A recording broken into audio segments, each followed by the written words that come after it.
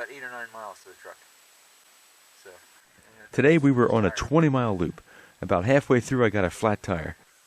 And the shortest way back is still about 9 miles. I'll show you how I got my bike out using an old school trick. Please like and subscribe. And while you're at it, share some tricks that you would have used to get yourself out of this situation. So at this point, my tire is flat. We've already been making our way back to the truck. We still have 8 miles to go. But after riding on that flat rear for a while, the rim lock is let go and it's just spinning inside the tire. I can gas it all I want to, but the rim just spins inside the tire. My bike isn't going anywhere.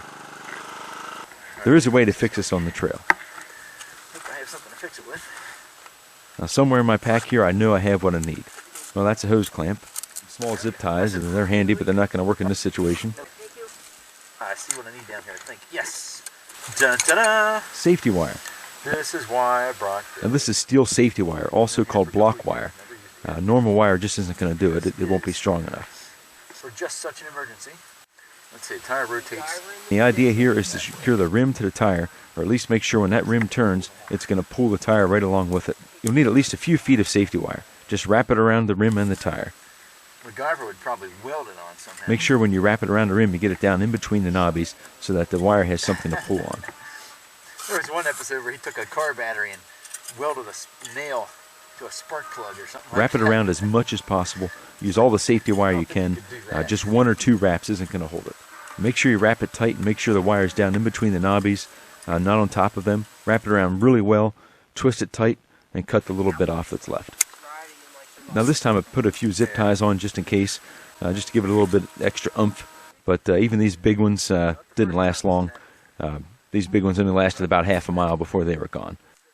I've tried all kinds of stuff with this. I've tried zip ties before. I've tried duct tape. I've tried zip ties and duct tape. I've tried hose clamps.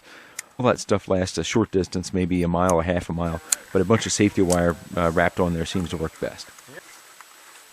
Now we're all done. The bike is ready to ride back to the truck. Now your first instinct might be to find the nearest road and jump on and head back to your truck, but that's the worst thing you could do.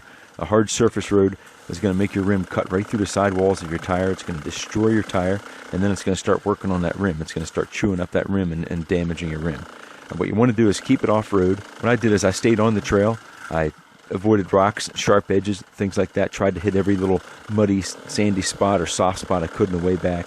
And 8 miles later, I was back at my truck, threw my spare wheel on, and was out riding again in just a few minutes. Now here's the wheel you saw in the video. You can see no rim damage. The tire is actually still pretty usable. I'll probably use that again. The safety wire lasted. You can see after 8 miles, the safety wire is still on the tire. Now I haven't unmounted this tire yet. I'm not sure what gave me a flat. This was the first flat I've had in about 3 years. It's those super heavy Kenda tubes. So I probably hit a piece of metal or something like that cut it.